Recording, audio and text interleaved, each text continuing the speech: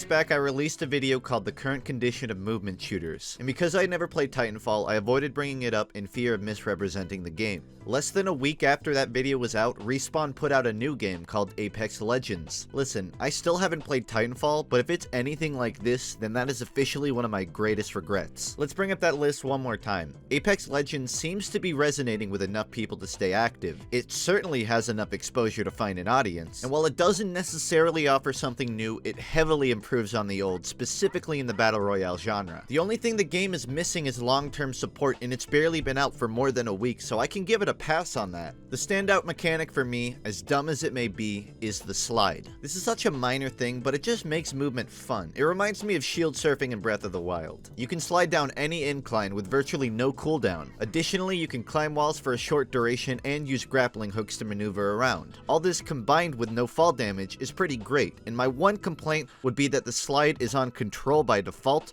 while running is shift by default. Maybe it's just my feminine hands, but I never liked using the left control in the first place. If you ask me, I think we should campaign on getting caps lock and control swapped universally on all keyboards, because nobody even uses that shit anyways, but I won't hold that against Apex Legends. You can still rebind your controls anyways. I would actually be okay with it if there were more movement mechanics in this game, maybe something along the lines of a wall jump, but as it is, it's just fine. While movement isn't anywhere near the level of, say, Quake Live, it's still higher for me than a game like Overwatch, because as dumb as it sounds, the Battle Royale formula actually lends itself much better to this than an objective shooter does. Most movement shooters have smaller, enclosed maps, making fights a lot faster, but BR is a huge arena, which stresses more focus on the strategy and positioning than it does your mid-combat movement.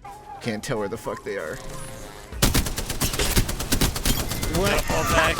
I guess what I mean is, the game doesn't pretend to be something it isn't. It knows it's a battle royale, and it treats its movement as a utility instead of pretending it's something bigger than that. Yeah, he's in the corner. He didn't notice me. By relieving some of the focus off movement, it's much more appealing to new players. Here, I'm gonna give you a tactical smoke. See if it'll... Alright. Never mind. While still having it play a big role in the game itself. Now with that said, experienced players can still use movement to their advantage in combat.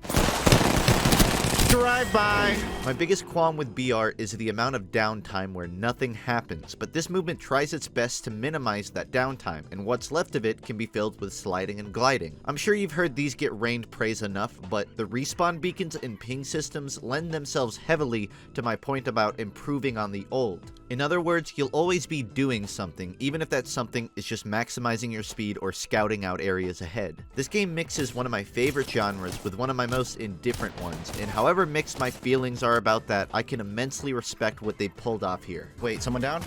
Ah, fuck! I think I'd rate this game 1 maladroit and half a red album out of a blue album. Overall, while battle royales aren't generally in my comfort zone, I'm okay with this one having the spotlight for a little bit, and all we can hope for is that number 4 on the list will become a reality with time.